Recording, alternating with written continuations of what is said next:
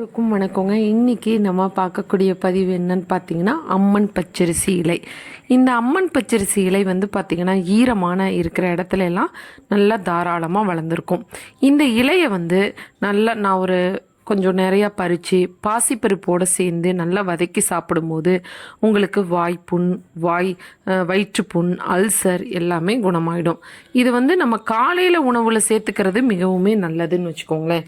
இந்த காலை உணவில் நம்ம சேர்த்துக்கும் போது வந்து பார்த்திங்கன்னா நம்ம அதிகமான நன்மைகள் கிடைக்குது அப்படின்னு சொல்கிறாங்க. அடுத்தது வந்து பார்த்திங்கன்னா, அம்மன் பச்சரிசி இலைய பூ வந்து ஒரு 40 கிராம் எடுத்துக்கோங்க.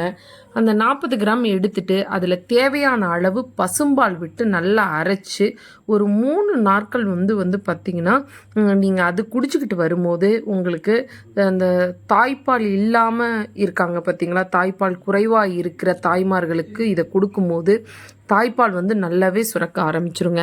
அடுத்தது வந்து பார்த்திங்கன்னா, அம்மன் பச்சரிசி இலை ஒரு 5-6 எடுத்துக்கிட்டு 2 பல் பூண்டு வந்து நான் ஒரு 4-5 பல் சின்ன வெங்காயம் சேர்த்து நல்லா வதக்கி காலையில் வெறும் வயிற்றில் நீங்கள் சாப்பிடும்போது வந்து பார்த்திங்கன்னா உங்களுக்கு மலச்சிக்கல் இருக்காது, உடல் சூடு வந்து தணிஞ்சிரும். இது வந்து பார்த்திங்க அப்படின்னா கீழா நெல்லி தலையோட அம்மன் பச்சரிசி இலை இதை சேர்த்து சம அளவு எடுத்து அரைச்சி காலையில் வெறும் வயிற்றில் நீங்கள் எடுத்துக்கும் போது வந்து பார்த்திங்கன்னா உங்களுக்கு வெண்குஷ்ட நோய் இருக்கிறவங்களுக்கு வந்து இது வந்து சரியாயிடுங்க.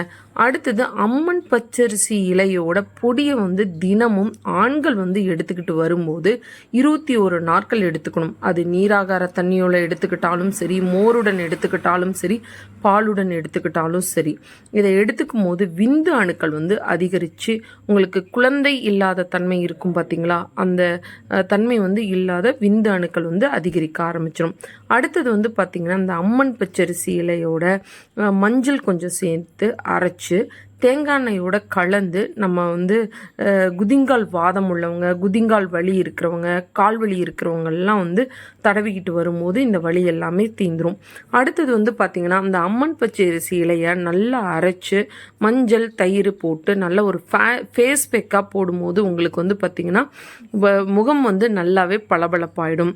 அடுத்தது அந்த அம்மன் பச்சரிசி இலையோட பால் இருக்கு இல்லைங்களா, அதை வந்து மருக்கள் உள்ள இடத்துல வந்து ஒரு 21 நாட்கள் அல்லது அரை மண்டலம் நீங்கள் வச்சுக்கிட்டு வரும்போது அந்த மருக்கள்லாம் உதிர்ந்து முகம் வந்து மிகவே பளபளப்பாக இருக்குங்க.